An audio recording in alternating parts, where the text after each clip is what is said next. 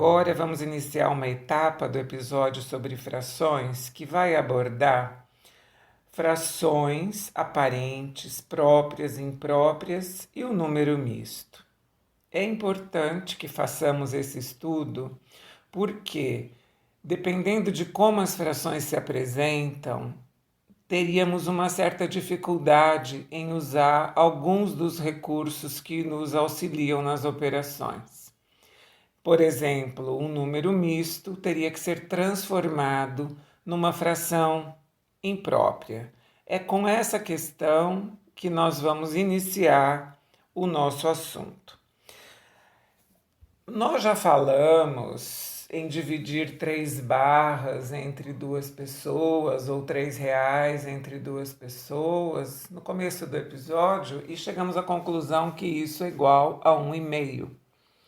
Por exemplo, R$ 3 dividido entre 2 pessoas dá R$ 1,50 para cada um. Vamos pensar então na barra de chocolate, temos 3 barras de chocolate, vamos fazer de novo essa divisão entre 2 pessoas e agora vamos fazer mentalmente. Eu tenho 3 barras de chocolate para dividir com você, por exemplo. Então, seria 1 barra para cada um de nós, correto? E a terceira barra, vamos dividir entre nós dois. Ficamos, então, com 1,5 barra cada um. Como podemos representar essa 1,5 barra? Como 1,5 ou como 1 inteiro acompanhado da fração 1/2. E como seria, então, esta situação na prática? Como efetuar esta operação com números maiores, com aqueles valores que talvez a gente não consiga fazer mentalmente, ok? Então é isso que nós vamos fazer aqui. Mas, primeiramente, temos que considerar que toda divisão entre números inteiros pode ser representada por uma fração e que a recíproca é verdadeira, que toda fração representa uma divisão. O numerador seria o dividendo e o denominador o divisor. Então, continuando a divisão de 3 barras entre 2 pessoas, nós vamos armar esta conta. Nós indicamos a divisão como o número 3, o símbolo da divisão e o número 2, ou como a fração 3/2, e vamos armar essa divisão, né? Então eu tenho 3 unidades para dividir por 2. O 3 é o dividendo, o 2 é o divisor. O resultado, primeiro resultado no quociente, então, é o número 1. Por quê? O 2 cabe uma vez no 3, não é isso? 1 vezes 2 é 2. Para 3 resta 1, que é aquela nossa barra que sobrou. Então, temos 1 inteiro e um resto 1. Veja bem, se eu tivesse que continuar essa conta, é esse resto 1 que eu iria dividir por 2, correto? Então, é assim que nós vamos indicar o número misto correspondente à fração 3/2. O inteiro do quociente e o resto 1 a ser dividido por 2, ou seja, 1 inteiro acompanhado da fração 1/2. Se nós continuássemos essa conta, iríamos transformar esse resto em décimos, e 10 dividido por 2 igual a 5, ou seja, é 1,5 na forma decimal, correto? Mas o importante aqui é que a gente saiba como obter o número misto, correto? Vamos fazer mais um exemplo? 7/3. 7 dividido por 3. Vamos supor que eu tenha, então, 7 barras de chocolate para dividir entre 3 pessoas. 7, símbolo da divisão, e o número 3. Em forma de fração, 7 terços. 7 é o numerador, 3 é o denominador. Vamos efetuar essa divisão. 7 unidades dividido por 3. Quantas vezes o 3 cabe no 7? 2, não é? 2 vezes 3, 6. Tira de 7, subtrai de 7, resto 1. Então, o que nós temos? Que 7 dividido por 3 é igual a 2 e o resto 1. Como escrever isto em forma de número misto? Então, vamos lá. 2, que é o resultado inteiro. Então, o número 2, acompanhado de que fração? O resto é 1 a ser dividido por 3. Então, 1 terço. Resultado final, 2 inteiros e 1 terço. Essa fração 7 terços, como a fração anterior 3 meios, são chamadas impróprias exatamente porque, como o numerador é maior que o denominador, há sempre um resultado inteiro acompanhado de uma fração. Elas dão a origem aos números mistos, ok? Agora nós vamos falar sobre as frações aparentes.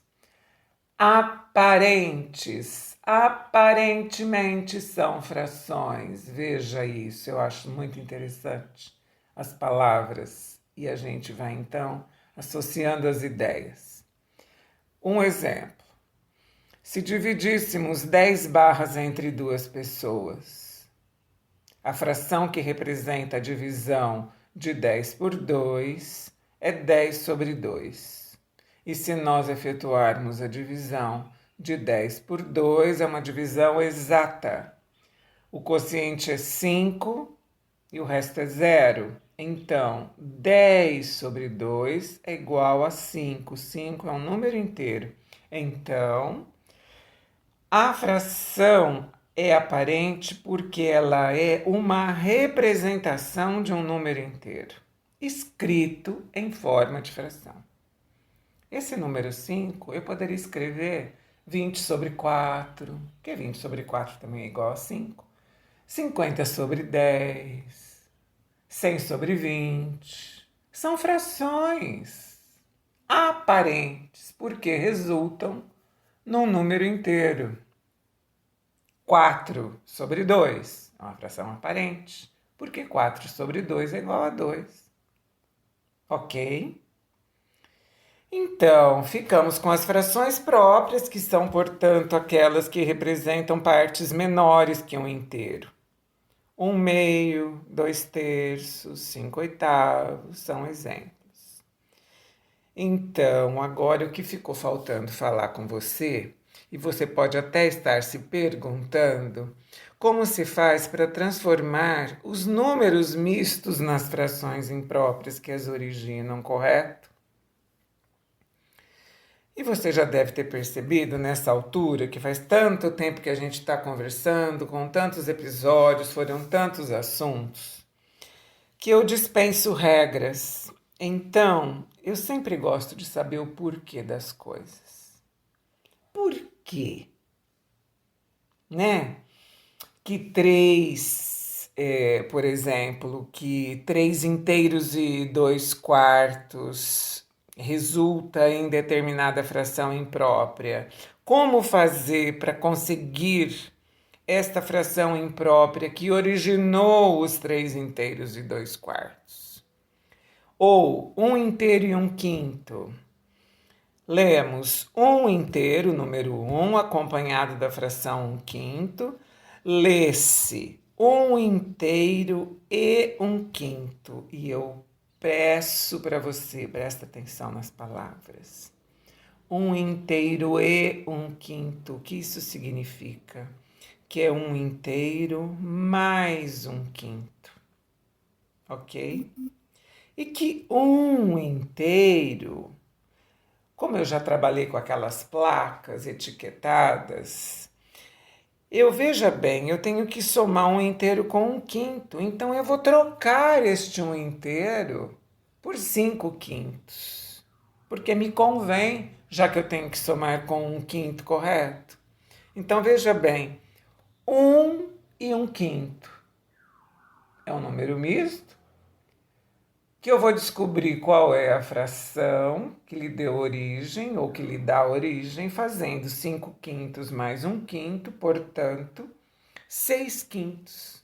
6/5 é uma fração imprópria, cujo número misto é um inteiro e um quinto. Vamos falar do exemplo que eu tinha dito dos 3 inteiros e 2/4? Vamos lá.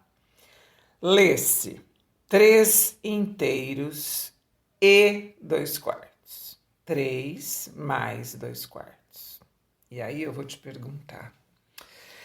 Se eu tenho a fração como 2/4, veja bem, como que eu vou transformar este número 3 numa fração que lhe dê origem e que me satisfaça a questão de ter o denominador 4, para eu poder somar com 2/4, ok?